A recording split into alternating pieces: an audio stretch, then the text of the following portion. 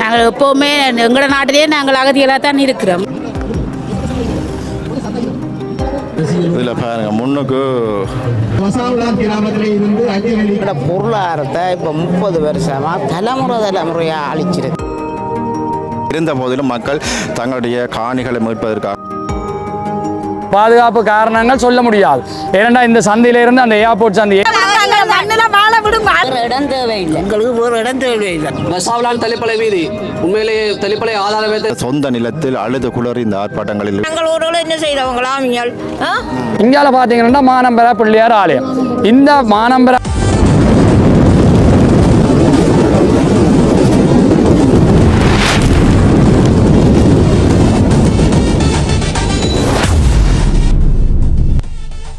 அன்பு தமிழ் உறவுகளுக்கு வணக்கம். இந்த கங்கடிங்கன்னு சொல்லினால் யாழ்ப்பாணம் பசாவலான் பகுதியில் நிற்கிறேன். இந்த இடத்துல மக்கள் மிகப்பெரிய ஒரு ஆர்ப்பாட்டத்தை இன்று தொடங்குகிறார்கள். சனிக்கிழமை இதில் இராணுவ இந்த தடயத்துக்கு முன்னால் மக்கள் பெரும் ஆர்ப்பாட்டத்தில் ஈடுபட்டு வருகிறார்கள். இது தொடர்பான விடயங்களை பகிர்ந்து கொள்ள போகிறேன். குறிப்பாக பலாலி, மயிலட்டி மற்றும் இந்த வசாவலான் மற்றும் தையிட்டி பிரதேசங்களிலையும் மக்கள் தங்களுடைய நிகழ்ச்சிக்கான காணியை விடுவிப்பதற்கான ஆர்ப்பாட்டங்களை மேற்கொண்டு வருகிறார்கள். இது தொடர்பாக இன்று இந்த இடத்தில் ஆர்ப்பாட்டத்தில் ஈடுபட்டு வருகிறார்கள். இது தொடர்பான அனைத்து விடயங்களையும் பகிர்ந்து கொள்கிறேன். வேறு உறவுகளே, முதலாக எனது காணொலியை பார்ப்பவர்களாக இருந்தால் மறக்காமல் சப்ஸ்கிரைப் பண்ணிட்டு காணொலியை பாருங்கள். பாருங்கள், காணொலிக்கு போகலாம்.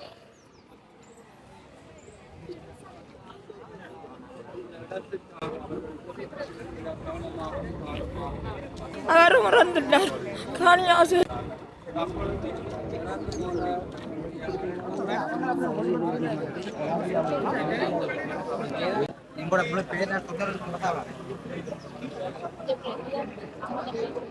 அக்கா வணக்கம். அக்கா வணக்கம். வணக்கம். இன்றைக்கு நீங்கள் இந்த வசாவலானில் உங்களோட காணிக்காக நிற்கிறீர்கள். கிட்டத்தட்ட உங்களோட காணியை கூட 36 ஆண்டுகளுக்கு மேலே ஆச்சுது. இருந்த போதிலும் நீங்கள் இன்றைக்கு தெருவில் நின்று உங்களோட காணிக்கு முன்னுக்கு நின்று இராணுவ கட்டுப்பாட்டுக்கு முன்னுக்கு நின்று நீங்கள் கதைக்கிறீங்க. சொல்லுங்கள் உங்களோட. நாங்கள் இப்போ 35-40 வருஷமாக நாங்கள் இடம்பெயர்ந்து இருக்கிறோம். இப்போ எங்களுக்கு நாங்கள் எப்போவுமே எங்களோட நாட்டிலே நாங்கள் அகதிகளாக தான் இருக்கிறோம். நாங்கள் வீடு மாறி எங்களுக்கு கஷ்டம். இப்போ எங்களுக்கு வீடுகள் இவ்வளவு வயல் செய்கிற தோட்டங்கள் செய்கிறது நாங்கள் மட்டும் இல்லை, தோட்டம் செய்கிற எல்லாம் வீடு இல்லாமல், வயல் இல்லாமல், தோட்டம் செய்ய முடியாமல், நீலோடு வறுமையின் கஷ்டத்தில் நாங்கள் இருக்கிறோம். நாங்கள் வீடு இப்போ இவ்வளோ வீட்டையோ நாங்கள் மாறி எங்களுக்கு வீட்டுக்கு வாடகை கொடுக்கவோ அட்வான்ஸ் கொடுக்கவோ எங்களுக்கு வசதியும் இல்லை. அவ்வளோத்துக்கு வருமான வசதி எங்கள்கிட்ட இல்லாதவே இவ்வளோ நாங்கள் கஷ்டப்படுறோம். அடுத்தவன் காணியில் இருந்தாலும் அவங்க எழும்ப சொல்கிறாங்க. எழும்பி எங்கே போயிருக்கிறது நாங்கள் மிச்சம் கஷ்டப்பட்டோம். ஆனால் நாங்கள் இந்த ஜனாதிபதியை தேர்வு செய்து எடுத்ததும் எங்களுக்கு ஒரு முடிவு தருவேன் தான். ஆனால் இதுவரைக்கும் எங்களுக்கு அவர் எந்த ஒரு முடிவும் தர இல்லை. ஜனாதிபதி சொல்லியிருந்தார் மக்களோட காணி மக்களுக்கு. ஆனால் நீங்கள் தெருவில் நிற்கிறீங்க. நாங்கள் இன்றைக்கு தெருவில் நிற்கிறோம். ஆனால் ஜனாதிபதி சொல்லி இப்போ இவ்வளோ எத்தனை வருஷம் ஆயிட்டுது.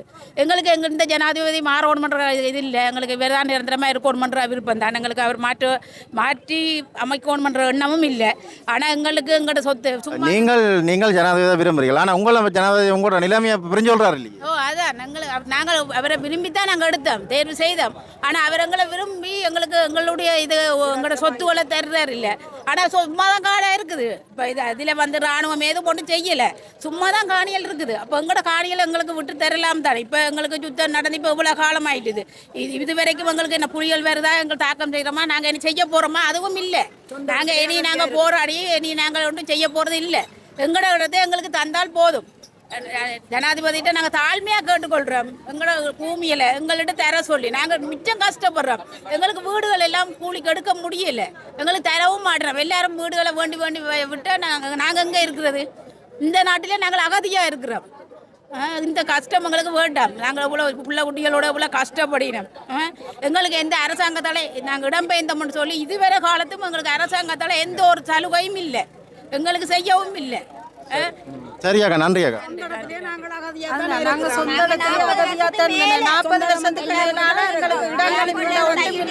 அடுத்த வீட்டை கழுவி துடைக்கிறோம் தவிர எங்களோட காணியை விட்டு நாங்கள் ஒரு கொட்டுல கட்டி நாங்கள் நிம்மதியா வாழுவோம். எங்களோட மண்ணை விடுங்க, தயவுசெய்து ஜனாதிபதியை வேண்டி கெஞ்சி கேட்கிறோம். எங்களை காணிகளை விடுங்க, எங்களை வாழ விடுங்க, எங்களை மண்ணில வாழ விடுங்க. அடுத்த வீட்டுல எங்களை பிச்சு எடுத்து நாங்கள் வாழ்றோம். இந்தியாவில மக்கள் நிறைய பேர் நிற்கணும் பாருங்க. இந்தியாவில் பின்னுக்கு நிறைய பேர் நிற்கணும்.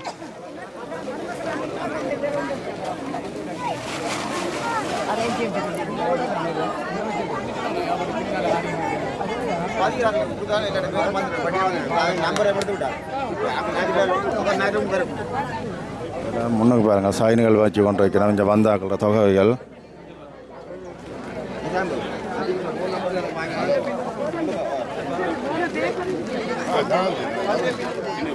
அதில் நிறைய அம்மாக்கள் இருக்கணும் வேறு முன்னுக்கு. வணக்கம் அம்மா. வணக்கம். கிட்ட வச்ச கதைங்க இன்றைக்கு நீங்கள் பசாமலாண்டில் வந்து நீங்கள் உங்களோட காணிக்காக வந்து நிற்கிறீர்கள். கிட்டத்தட்ட 30 ஆண்டுகளுக்கு மேலே ஆச்சுது. என்ன சொல்ல விரும்புகிறீங்க? எங்களை காணியை விட சொல்லி தான் விரும்புகிறோம். நாங்கள் இருந்த காணியை எங்களுக்கு விடுங்கொண்டு தான் கேட்குறோம். வேறு இடம் தேவையில்லை, எங்களுக்கு வேறு இடம் தேவையில்லை, காற்றும் தேவையில்லை, காணிக்கும் போகிற இடத்த தேவையில்லை. எங்களை சுதந்திரமான காணியை எங்களுக்கு தேவை. சரியோ? உங்களுக்கு இப்போ காணி இருக்கு, அதுக்கு 4 பிறப்பு காணி இருக்கு. பள்ளிக்கூடத்துக்கு பக்கத்தில் எங்கள்கிட்ட இடத்த எங்களுக்கு விட்டா சரி. இந்த வீடு விட்டா தெரிஞ்ச பேர் வாடகைக்கும் இருக்காது, வாடகைக்கு இருக்க அவங்ககிட்ட வசதி இல்லை. இப்படியே சும்மா தான் அட்டன் வீடுகள்லாம் ஒரு மாதம் இருக்கிறது, மற்ற மாதம் படுக்கிறது, இப்படியே நாங்கள் திரிகிறோம். என்ன நான் இளைஞ்ச மாதிரி இளைஞ்சு கொண்டு திரிகிறோம். ஆனம் பண்ணால் எங்களை இடத்த எங்களுக்கு தராங்க. அரசாங்கத்துக்கு என்ன சொல்ல விரும்புறீங்க? அரசாங்கத்துக்கு மக்களை காணியோட தான் சொல்ல விரும்புகிறோம். ஒரு ஒன்றும் தேவையில்லை எங்களுக்கு. எங்களை காணியை தான் எங்களுக்கு விடாது. சரி, நன்றி அம்மா. ஓ, எங்களோட காணியை எங்களுக்கு முடிக்கிற மாதிரி கேட்டுக்கொள்ளும். எங்கள் காணிகளை எங்களுக்கே சொந்தமாக தரவேன். நாங்கள் வாடகை தான் இருக்கிறோம். உங்களுக்கு எவ்வளோ பிறப்பு காணி இருக்குது? 14 பிறப்பு காணி இருக்குது, வீடும் இருக்குது, தோட்டுக்கரையில் வீடு இருக்குது, எல்லா வீடும் இல்லை, எங்கள் வீடு மட்டும் இருக்குது பாருக்கு பக்கத்தில். அந்த வீட்டை விட வேணும். சரியா? ஓகே அம்மா, அங்கே சொல்ல போகிறீங்களா? சொல்லுங்க. எங்களுக்கு தம்பால் ரோட்டில் காணி இருக்குது, தோட்ட காணி. வீடு கட்டினாங்கள், குடி ஊந்தி இருக்காமில்லை. வீடு சுவர் கிடாக்குது, மரங்கள் ஊரோடு என்ன செய்தவங்களாமிங்கள். நாங்கள் தோட்டம் செய்து தான் அந்த வீடு கட்டினாங்க. அம்மாவுக்கு எத்தனை வயது ஆகுது? எனக்கு 74 75. எத்தனை ஆண்டு போனீங்களா இங்கே விட்டு? 90ஆம் ஆண்டு. இப்படியே தெரியும். ஓ, அப்போ தோட்டம் செய்த நாங்கள் காணி யோசிச்சு இந்த வருத்தங்களாக போச்சு எங்களுக்கு. அவர் மறந்துட்டார் காணி ஆசை. உங்களோட பிள்ளைகளுக்கும் காணி இருக்கிற இடங்கள் தெரியாமல் போச்சு. பிள்ளைகளுக்கு தெரியும், வளர்ந்தா அப்புறம் வளர்க்கிட்டு நீங்கள் சொல்லியிருக்கிறீங்களா? ஓ ஓ, உங்களுக்கு ஒரு கொஞ்சம் விட்டுட்டாங்களா, இன்னும் கொஞ்சம் விடுபட இல்லை. ஓ, விடுபட்டா பெரிய கிணறு வெட்டி தோட்டம் செய்து நாங்கள் வீடு கட்டினாங்க. இப்படியே என்னென்ன தோணிருக்காங்க விடுவினவே இந்த முறை முடிவின வந்து தானம்மா இந்த ஆட்சிக்கு வந்திருக்கணும். ஆனால் இதுவரைக்கும் ஒரு சில இடங்களை விட்டுட்டு மற்ற இப்போ விட்ட பாதையை கூட மூடி இருக்கணும். அதானே எங்களுக்கு எப்போ செஞ்ச துறந்தால் எங்கள்கிட்ட காணிக்கு போகலாம், விட்ட காணியத்தன்னு பார்க்க போகலாம். இந்த முடக்கல் எங்களால் போக இயலாது. பிள்ளைகளுக்கு வளர்ந்த பிள்ளைகளுக்கு காணி தெரியும். எங்கள்ட தோட்டத்தின் மண்ணை அடி கொண்டு போய் இங்கே போட்டுருக்குறோம், எல்லாம் கிடங்கா கிடக்கு. அதான் இது பிறவாகி தாரது கல் மரக்கரையும் செய்து உங்களுக்கு தெரியும். ஓ, அதானே எங்கள்கிட்ட தோட்டம் செய்து அவங்க விற்கிறாங்க. எங்கள்கிட்ட மண் என்ன காணி தம்பி தெரியும் உங்களுக்கு. தோட்டம் செய்து தான் நாங்கள் வீடு கட்டினாங்க, கிணறு கட்டினாங்க. அதெல்லாம் விட்டுட்டு வந்துட்டோம். நாங்கள் வீடு கட்டி இருக்கவே இல்லை. கோபிசம் முழுக்க கலாட்டி கொண்டு போட்டாங்களோ. இந்த இந்த அனூர் அரசாங்கத்துக்கு கடைசியாக என்ன சொல்ல விரும்புகிறீங்க? அதான் எங்கிட்ட காணிகளை கூட சொல்லி கேட்குறோம். சரி, நன்றி அம்மா. ஓ, நான் 1975 பிறந்த நான். இந்த வசாவளான் சந்தியில் பலாலி யாழ்ப்பாணம் ரோட்டில் இதில் நாங்கள் இதில் பார்க்கவே எங்களை பிள்ளையாவல் தெரியுது. அந்த பிள்ளையா கோயிலேருந்து 4வது வளவு இந்த காணி அங்கே தான் பிறந்து வளர்ந்த நான். 90ஆம் ஆண்டு 14 வயசினர் 14 ஆரம்பித்த காலத்தில் இருந்து இந்த இடத்த விட்டு போட்டோம். இன்று வரைக்கும் எங்களோட காணி விடுவிக்கப்படையில்லை. எங்களுடைய அப்பா பிறந்தது, அம்மா அப்பா நாங்கள் பிறந்த காணிகள் கிட்டத்தட்ட இந்த மேற்கு பக்கம் J245 டிவிஷனுக்கு எங்களுக்கு ஒரு 4 பிறப்பு காணியும் வீடும் இருந்தது. அதை விட இங்கால பசாவளான் யாழ்ப்பாணம் பலாலி ரோட்டுக்கு மேற்கு புறமாக எங்களுக்கு தோட்ட காணி இருக்குது. 7000 கண்டு தோட்டம். 1000 கண்டுன்றது 3.5 பிறப்பு. அந்த 7000 கண்டு தோட்டம் இருக்குமா இருந்தால் நாங்கள் எங்களோட காலத்தில், எங்களோட சின்ன வயது காலத்தில் இந்த ஒரு மரக்கறி பொருளையோ அல்லது வெங்காயம் மிளகாயோ கடையில் வேண்டினு நாங்கள் அறிய இல்லை. எங்களோட வாழ்க்கைக்கு அப்படித்தான் நாங்கள் வந்தோம். எங்களோட பொருளாதாரத்தை இப்போ 30 வருஷமாக தலைமுறையாக அழிச்சிருக்கிறீங்க. எங்களுடைய அப்பாண்ட காலம் முடிச்சு அடுத்தது என்னுடைய காலம் வந்து நீ எங்களோட பிள்ளைகள காலத்தையும் எங்களோட பொருளாதாரத்தை நீங்கள் சுரண்டி எடுத்துக்கொண்டு போகிறீங்க. எங்களோட ஆதங்கம் அதுதான். எங்களோட சொந்த மண்ணில் இருந்தால் நாங்கள் எந்த ஒரு மிளக்கறியும் யார்கிட்டையும் வேண்டினதாக நாங்கள் இல்லை. வளவுக்க முருங்கனிக்கும் எல்லா பயிரன்னிக்கும் தேங்காய் இருக்கும். நாங்கள் இதில் இருக்கிற அவ்வளோ வயசாளிகளும் 50 வயதுக்கு மேற்பட்டாங்களான் இருக்கிறோம். அவன் அனுபவங்களை கேட்டு பாருங்க. இப்படித்தான் நாங்கள் வாழ்ந்த நாங்கள். அதால் தான் நாங்கள் கல்வியிலையும் சரி பொருளாதாரம் உயர்ந்து நின்ற நாங்கள். இன்றைக்கு நாங்கள் விவசாய கூலியலாக இருக்கிறோம். எங்களோட சொந்த விவசாய நிலங்களை விட்டுட்டு நாங்களும் எங்களோட சந்ததியும் தலைமுறையாக 2 தலைமுறை கடந்து நாங்கள் விவசாய கூலியலாக மாறிக்கொண்டிருக்கிறோம். ஏனைய கூலி வேலைகளுக்கு போகிற சூழ்நிலையை வந்துட்டோம். சாலம்பி என்ற பகுதியிலும் பலமான ஒரு சாலம்பி என்ற பகுதி அச்சுவேலி ரோட்டுக்கும் வசாவளாஞ்சந்தியில் அச்சுவேலி ரோட்டுக்கும் பலாளி ரோட்டுக்கும் இடப்பட்ட துண்டு. மிக நல்ல விவசாயம். அந்த விவசாயத்தில் நிறைய சாதனைகள் படைச்சிருக்கணும். எனக்கு தெரிவிக்க 84 எங்களுடைய அப்பா அப்படி கென்ன பேர் எங்களுடைய அப்பா போல் நிறைய பேர் நிறைய சாதனைகள் படைச்சிருக்கோம். தம்பி எங்களுக்கு எங்களோட பட்சியில் நாங்கள் என்ன செய்வோம்னு சொன்னால் நாங்கள் ஒரு கூட்டாளி மேராக சேர்ந்து எங்களுக்கு ஒரு 1000 கண்ட தரையை எங்களோட பெற்றோர் பிடிப்பினோம். அந்த தரையை நாங்களே கொத்துவோம் 4 பேர் சேர்ந்து. அடுத்தவன்ற தரைக்கு நாங்கள் போவோம் அப்படின்னு சொல்கிறாங்கல்ல. இது செல்லாகுமார், நான், சால்ஸ் ஜே ரூபன், மற்றது வசந்தன் என்ற அந்த எங்களோட செட்டுகள் அப்படி செய்திருக்கிறோம். நாங்களே செய்து நாங்களே பயிரிட்டு அந்த காசில் விற்று நாங்கள் அந்த நேரம் சைக்கிளில் வேண்டியிருக்கிறோம். அப்போ ஆக்சுவலி சாரதா லோரியில் நாங்கள் வெங்காயத்தை போட்டு விட்டோம்னா எங்களுக்கு உரிய சைக்கிள் வரும். அப்போ நாங்கள் படிக்கிற காலத்திலே உழைப்பாளர்களாக இருந்த நாங்கள். அப்போ அந்த மண்ணை அந்த வளங்கொழிக்கிற மண்ணை நீங்கள் வச்சு நீங்கள் வருமானம் தான் எடுக்கிறீர்கள். அப்போ எங்களோட வருமானத்தை நீங்கள் எடுக்கிறீர்கள்ன்றதான் இப்போ பிரச்சனை. உதாரணத்துக்கு ராணுவ தேவைக்காக வச்சிருக்கணும்னு சொல்லினோம். ஆனால் இந்த தோட்டம் தானே செய்து கொண்டிருக்கணும். மற்றதையா ராணுவ தேவைக்கு நீ இன்னைக்கு அதை ராணுவத்துக்கு இப்போ ராணுவ தேவைக்கண்டு நீங்கள் சொல்கிற அந்த விஷயம் இல்லை. இதெல்லாம் சும்மா கிடக்குது. பயிர் செய்கிறீர்கள். பயிர் செய்கிறது ராணுவ தேவைக்குன்ற ராணுவ தேவைக்கு பயிர் செய்கிறேன்டா. இப்போ நீங்கள் வேறு சரி இப்போ எங்கேயாவது இப்போ சும்மா எங்களுக்கு ஒரு காணி அரசாங்க காணியில் இல்லை அரசு அலுவலகம் இருக்கிற காணியில் நம்ம பயிர் செய்ய எந்த உத்தியோகத்திலும் அனுமதிப்பீங்களா நீங்கள்? எங்களை காணி எங்களை விடுங்கோ. எங்களுக்கு 2 தலைமுறை கடந்துட்டுது. அடுத்த தலைமுறைக்கு எங்களோட பொருளாதாரத்தை சுரண்டி எடுக்காதேங்க. ஆமாம், நன்றியா. பாருங்க, நிறைய மக்கள் தங்களுடைய ஆதங்கங்களை வந்து இங்கே வழிகாட்டி கொண்டு வைக்கணும். இதுக்குள்ளே நிறைய சிஐடி மேயர் மற்றும் போலீஸார் வந்து சிவிலில் இருக்கிறத பார்க்கக்கூடிய மேயர் இருக்குது. இருந்த போதிலும் மக்கள் தங்களுடைய காணிகளை மீட்பதற்காக வந்து இதுக்குள்ள கூடி நிற்கணும். நிறைய பேர் நிற்கணும். பாருங்க முன்னுக்கு. ஐயா வணக்கம். வணக்கம். சொல்லுங்கள் ஐயா, உங்களுக்கு எத்தனை பிறப்பு காணி இருக்குது? எவ்வளோ காலமாக இந்த காணியை விட்டு நீங்கள் வெளியேறினீங்க? நாங்கள் 87ஆம் ஆண்டில் இருந்து இந்திய நாவி வந்த காலத்தில் இருந்து நாங்கள் வெளியேறி இருக்கிறோம். மொத்தமாக எங்களுக்கு ஒரு 18 பிறப்பு காணி இருக்குது. தோட்டம் விவசாயம் காணிகளும் வீட்டு காணியும் சேர்த்து தோலகட்டி வடக்கு பக்க தோலகட்டிக்கு பின்னால் தான் எங்களுடைய தோட்ட காணிகள் எல்லாம் இருக்குது. ஒரு நல்ல விவசாய மண். ஆனால் இப்போ நாங்கள் அதே போல் இந்தியாவில் வந்து இப்போ ஹோண்டாவில் இருக்கிறோம். மற்றது அந்த காலத்தில் என்ன மாதிரி பயிற்சியெல்லாம் இப்படி இருந்து என்ன பயிர் கூட செய்கிறோம் நீங்கள்? நாங்கள் கூடிய அளவுக்கு கோயிலை கண்டு செய்வோம், வெங்காயம் செய்வோம், மிளகாய் கண்டு செய்வோம். அருமையான சிவப்பு மண். என்ன பயிரை வச்சாலுமே எங்களுக்கு நல்ல வருமானத்தை கொடுத்து கொண்டிருப்பது. நாங்கள் அரசாங்க உத்தியோகத்தில் இருந்தாலும் கூட நாங்கள் எங்கள் விவசாயத்தை கைவிடாமல் நாங்கள் செய்து கொண்டு தான் இருந்தாங்க. சொந்த காணியிலேருந்து விவசாயம் செய்கிற மாதிரி வராது. ஏனைய காணியில் நீங்கள் வாடகைக்கும் குத்தகைக்கும் எடுத்து தானே செய்து கொண்டிருக்கிறீங்க? இல்லை நாங்கள் இப்போ விவசாயம் பண்ண இல்லை, வயசு போயிட்டுது. அந்த காலம் எங்களுடைய சொந்த ஊரில் அதைத்தான் சொல்கிறேன். சொந்த காணியில் நீங்கள் அந்த நேரம் செய்தது அதில் எங்களுக்கு நல்ல செழிப்பான மண்ணுன்றபடியாக எங்களுக்கு நல்ல விளைச்சல் வரும், வருமானம் வரும், எல்லாம் செய்து கொண்டு இருக்கிறாங்க. அரசாங்க உத்தியோகத்தில் இருந்தாலும் கூட நாங்கள் விவசாயத்தை கைவிடாமல் நான் செய்து கொண்டு இருக்கிறேன். சரி, நன்றி ஐயா. ஓகே, நன்றி. இதில் பாருங்க, முன்னுக்கு நிறைய மக்கள் வந்திருக்கீங்க. நீங்கள் இந்த இடங்களை பார்த்தீங்கன்னா தெரியும். பாருங்க, இந்த ரோட்டில் இருந்து எதிர்பக்கம் பார்க்கணும்னு சொன்னால் 100 மீட்டர் தூரத்தில் எங்களுடைய வஜாவலான் மாடம் வாய்ப்புள்ள அனுபவிக்கிறாங்க. இந்த ரோட்ல இருந்து ஒரு அச்சுவேலி பக்கம் போனோம்னு சொன்னால் 200 மீட்டர்லேயே வஜாவலான் சரி வேலுப்பிள்ளை ஸ்கூல் விடும்.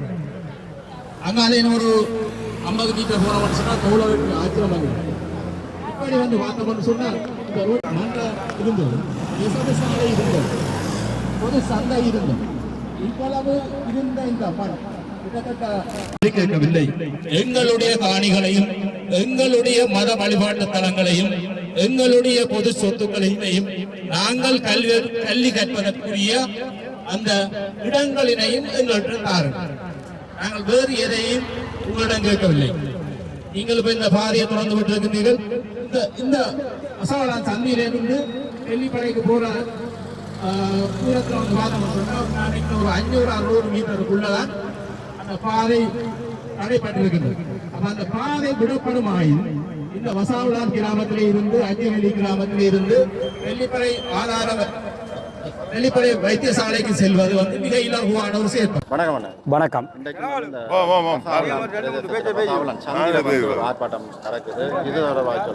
வணக்கம். இன்றைக்கு 2ஆம் தேதி 8ஆம் மாதம் வசாவளான் சந்தையில் மிக பெருமளவிலான ஆர்ப்பாட்டம் உண்டு. முதல் முறையாக நீண்ட நாட்களுக்கு பின்பு ஆரம்பிக்கப்பட்டிருக்கிறது.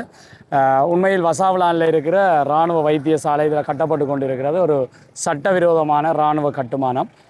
இந்த இராணுவ வைத்தியசாலையை பிரதி பாதுகாப்பு அமைச்சர் சொல்லியிருக்கிறார் 29 ஏக்கர் தங்களுக்கு தேவை, அதை நாங்கள் விடமாட்டோம் என்று சொன்னதன் விளைவு இன்றைக்கு இந்த மக்கள் மீண்டும் பலகாலமாக போராடி ஓய்ந்து போன மக்கள் இன்றைக்கு இதில் வந்து போராட்டத்தை ஆரம்பிச்சிருக்கிறார்கள். இந்த வசாவளான் என்று சொல்லப்படுகிறது 90ஆம் ஆண்டு இடம்பெயர்ந்து இன்று வரைக்கும் அகதிகளாக பல இடங்களில் வாழ்ந்து கொண்டிருக்கிற மக்கள் மீண்டும் இதில் போராடுகிறார்கள். இந்த வசாவளான் சந்தியில் இருந்து நீங்கள் இதில் பார்த்தீங்கன்னா தெரியும், இந்த சந்தியில் இருந்து அந்த மோட்டர் சைக்கிள் போகிற இடத்துல ஸ்ரீ வேலுப்பிள்ளை வித்தியாலயம் ஒரு பாடசாலை இருக்குது. ஆரம்ப பிள்ளைகளுடைய பாடசாலை. இந்த பாடசாலையினுடைய முன்பகுதி அந்த அவர்களோட வேலியில் இருக்கிறது. ஆகவே இந்த சந்தியிலிருந்து அந்த ஏடிஎம் இருக்கிற ஏர்போர்ட் சந்தி வரைக்கும் இந்த கிழக்கு பகுதியை விடுறதுக்கு எந்த விதமான காரணங்களையும் சொல்ல தேவையில்லை. பாதுகாப்பு காரணங்கள் சொல்ல முடியாது. ஏனென்றால் இந்த சந்தியிலிருந்து அந்த ஏர்போர்ட் சந்தி ஏடிஎம் சந்தி வரைக்கும் கிழக்கு பகுதியில் சிவன் ஆலயம் ஒன்று இருக்கிறது, ஸ்ரீ வேலுப்பிள்ளை வித்தியாலயம் இருக்கிறது. இதை விட இராணுவத்துக்கு எந்த தேவையும் இல்லை. ஆகவே அதை விடுவிப்போம்னு சொல்லியிருக்கிறார்கள். இராணுவ தரப்பு தங்களுடைய வாயால் சொல்லியிருக்கு. பிரதி பாதுகாப்பு அமைச்சர் வந்தபோது இந்த பகுதி விடுவிக்கலாம் என்று சொல்லப்பட்ட அந்த பாடசாலை இருக்கிறது. அதே போல் நீங்கள் பார்த்தீங்கன்னா இந்த சந்தையில் இருந்து தெல்லிப்பளைக்கு போகிற வீதி இதில் ஒரு 600 மீட்டர் கூட வராது. அங்காலையும் விட்டாச்சு, இஞ்சாலையும் விட்டாச்சு. இதில் நீங்கள் ஏன் இந்த வீதியை நாங்கள் முக்கியமாக சொல்கிறோம்னு கேட்டால், இதுக்கு அங்கால இருக்கிற ஏர்போர்ட் சந்தையிலேருந்து ஒரு ரோடு இருக்குது. அதோட அந்த ஏர்போர்ட் முடிஞ்சுது. இதில் ஏர்போர்ட்டுக்கும் அந்த ரன்வேக்கும் சம்மந்தம் இல்லை. அவை இந்த சந்தையிலேருந்து இந்த ரோட்டை விட்டால் அச்சுவேலியில் இருந்து பலாலியில் இருந்து இந்த தோப்பில் இருந்து எல்லா மக்களும் இந்த வைத்தியசாலைக்கு போகலாம். இன்றைக்கு சுற்றி இதால் போய் குறும்பசிட்டி கட்டவனால் சுற்றி வர வேண்டி இருக்குது. இல்லைன்னா மயிலிட்டி அந்த கடற்கரையால் போகணும். ஆகவே இராணுவம் இதில் இருக்கிற ஒரு சின்ன வீதியை, இந்த வீதியை விட்ட இராணுவத்துக்கு இந்த வீதியை விடுறதுக்கு எந்த பாதுகாப்பும் இல்லை.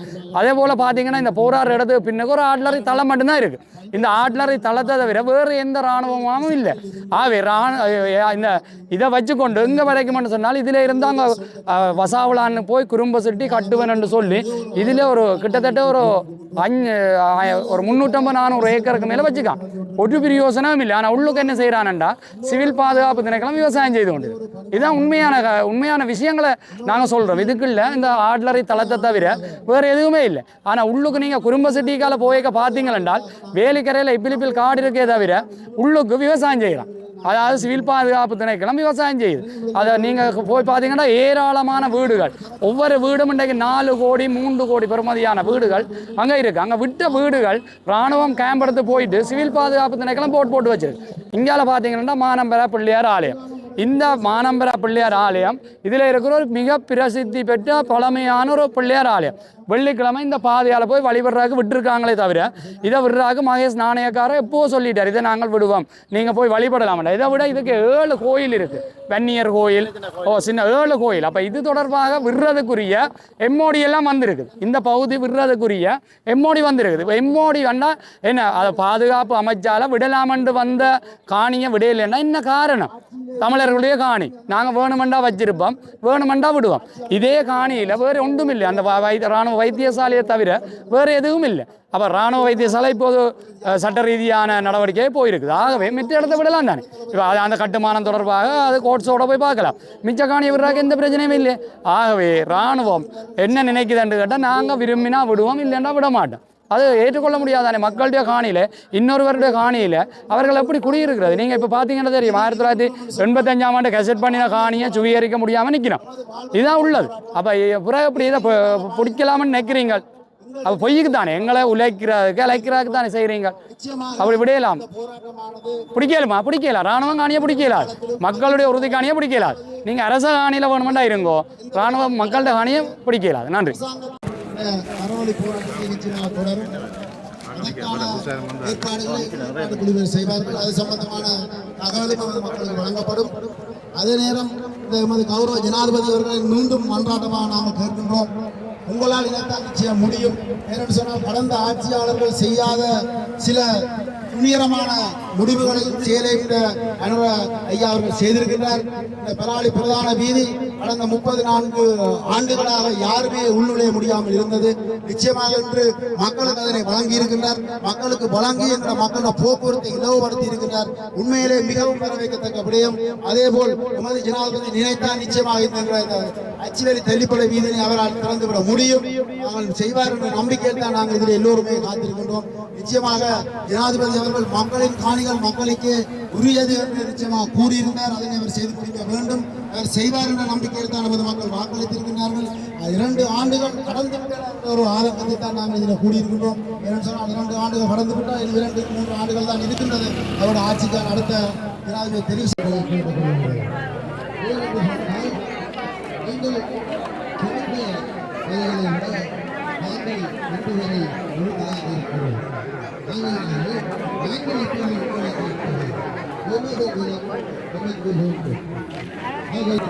பாருங்க, வயது போனவர்கள் அம்மாக்கள் வந்திருக்கணும் பாருங்க. 40 பேர் காட்டாச்சு போடுங்க.